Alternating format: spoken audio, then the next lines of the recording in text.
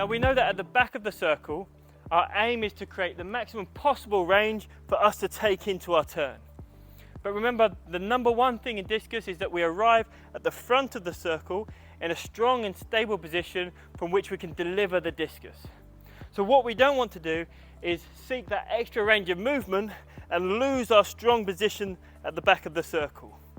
Now, if we turn to the back and we allow our hips to turn in, you'll see that this starts to create that unstable position at the back of the circle.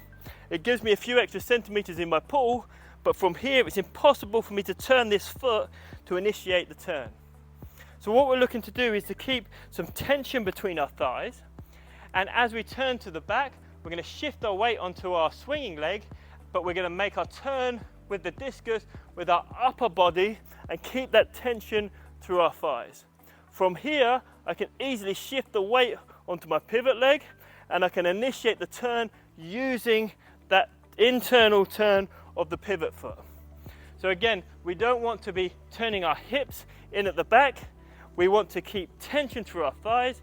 We want to keep our nice posture, and we shift the weight to our swing leg and use our upper body to move the discus into our large range of movement. Now when we initiate the turn, we want to do so by actively turning in that pivot leg. And as we do so, shifting our weight onto that pivot leg to make sure that we're then balanced throughout our turn. So the initial turn from the back of the circle is a shift in weight from the swing leg to the pivot leg, and an aggressive turn of that foot all the way to the center of the circle.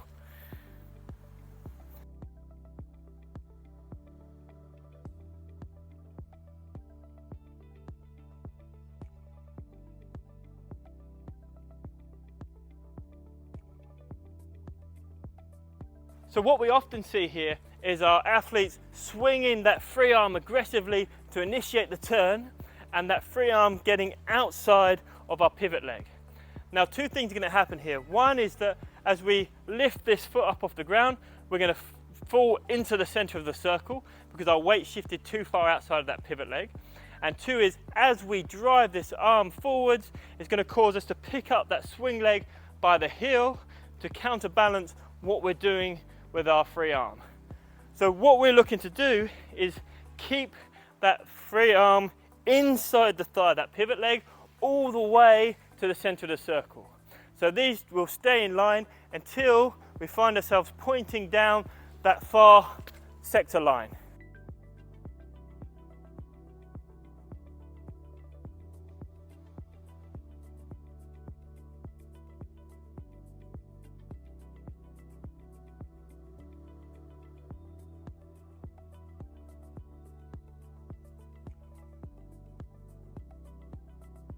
So this is going to give us a nice tidy turn from the back of the circle. We have a nice balanced position by shifting our weight onto our pivot leg. We have that pivot foot initiating the turn to make sure that the throw is coming from our legs doing the work. And we've got our free arm inside that pivot leg to make sure that our timing and our balance is right throughout the turn. And we're going to take that all the way through to the center. Now with the swing leg, we're looking to keep the swing leg as low and as wide as possible, and to add speed into the turn in the middle of the circle. So what we want to do is to have this swing leg left on the ground as long as possible.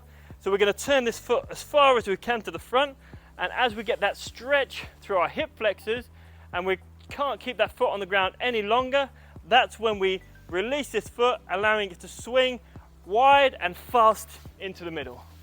So this should give us a nice range of movement and a nice balanced position from the back of the circle, and we've got that wide sweep caused by a stretch in our hip flexors of that free swinging leg that's going to start to inject speed into the middle of the circle.